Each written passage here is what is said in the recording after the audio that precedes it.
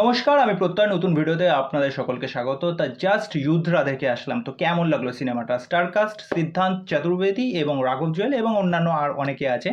তা প্রথম কথা হচ্ছে ট্রেলারটা যেরকম একটা হাইপ ক্রিয়েট করেছিল, যেরকম অ্যাকশন সিকোয়েন্সগুলো দেখা যাচ্ছিল, যে মনে হচ্ছিল গল্পের মধ্যে হয়তো বা কিছু থাকতে পারে, কিন্তু অ্যাজ ইউজুয়াল আমি কিন্তু এটা ভেবেই গেছিলাম যে আমি এখান থেকে কিছু নতুনত্ব পাবো না, এবং সেটাই কিন্তু হয়েছে। এবং সিনেমার লেন্থ কিন্তু অনেকটা ফিল হয়েছে, 2.5 ঘন্টার সিনেমা। তো ছোট্ট করে যদি আপনাদেরকে গল্পটা বলি, যে সিদ্ধান্ত চতুর্বেদী তার একটা অ্যাঙ্গার ইস্যু রয়েছে ছোটবেলা থেকেই। তা ছোটবেলায় তার বাবা মার সাথে একটা দুর্ঘটনা ঘটে যায়, তারপর তার বাবা মা মারা যায়। এবার সেই মা বাবার যে মৃত্যুটা, সেটা কি সত্যি কোনো অ্যাক্সিডেন্ট ছিল, না তার পেছনে কোনো কারণ ছিল? এবার সিদ্ধান্ত চতুর্বেদী কি করবে, এর চেয়ে বেশি জানতে হলে আপনাদের সিনেমা হলে সিনেমাটা দেখতে হবে। তা সিনেমার মধ্যে কি কি পজিটিভ দিক, নেগেটিভ দিক আমাকে যদি বলা হয়, এর মধ্যে আমার সেরকম কোনো কিছুই পজিটিভ দিক লাগেনি। কেননা ইন্টারভেলের পর গল্পটা অনেকটাই প্রেডিক্টেবল হয়ে যায়। অনেকটা কেন, অনেক মানে সব কিছুই বেশিরভাগ প্রেডিক্টেবল হয়ে যায়, যে অ্যাকচুয়ালি এটার পর কি হতে চলেছে। এবার হিরোর সাথে ভিলেনের টাসেল হবে, ভিলেনকে সে মেরে ফেলবে, এর পেছনে অ্যাকচুয়ালি অন্য কোনো মাথা থাকতে চলেছে, সেটাই কিন্তু অ্যাকচুয়ালি হলো লাস্টে গিয়ে।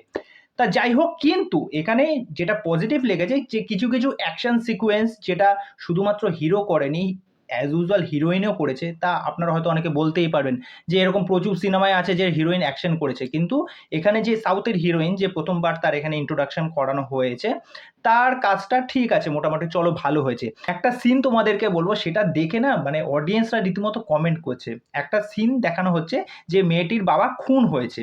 এবার নায়কের সাথে কথাবার্তা চলছে, নায়ক জিনিসটা বোঝানোর চেষ্টা করছে, তারপরেই শুরু হয়ে গেল রোম্যান্স।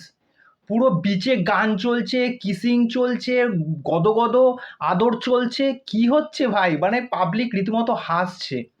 ওভারঅল সিদ্ধান্তের মানে যেই সাইকোপ্যাথ যে ক্যারেক্টারটা এখানে প্লে করেছে, যে প্রচুর তার মধ্যে রাগ রয়েছে, সেই জায়গাগুলো অ্যাকশনের সময় যখন আমরা তাকে দেখতে পাচ্ছি, সেই জায়গাগুলো খুব ভাল লাগছে। রাঘব জুয়েল, তার জায়গা কিন্তু খুবই কম দেওয়া হয়েছে, কিন্তু রাঘব জুয়েল যে লেভেলের পারফরমেন্স দিয়েছে, সেটা দুর্দান্ত। রাঘব জুয়েলের কিছু কিছু কমিক টাইমিং যেগুলো খুব ওয়ার্ক করেছে, মোটামুটি ভালো লেগেছে। আরেকটা বিষয় যেটা বলবো, যে গজরাজ রাও এরকম একজন অ্যাক্টার এই সিনেমায় নেওয়ার কি মানে আছে? তার এখানে সেরকম কোনো ভাইটাল চরিত্রই না, মানে সে এরকম টাইপের চরিত্রের জন্য একদমই না, তাকে এখানে ওয়েস্ট করানো হয়েছে, এটা আমার মনে হয়। ওভারঅল সিনেমা আহামরি কিচ্ছু না, এই হচ্ছে গল্প। গানগুলো এমনও কিছু আহামরি না। সিনেমা খুবই জানা পরিচিত এরকমই একটা সিনেমা। কিছু কিছু অ্যাকশন সিকোয়েন্স যদি আপনারা কেউ বলে থাকেন যে না খুব হাই লেভেলের অ্যাকশন, যে খুব ওয়াও মুভমেন্ট, এটা আমি একদমই বলবো না। কিছু কিছু অ্যাকশন সিকোয়েন্স যেগুলো খুবই ভালো।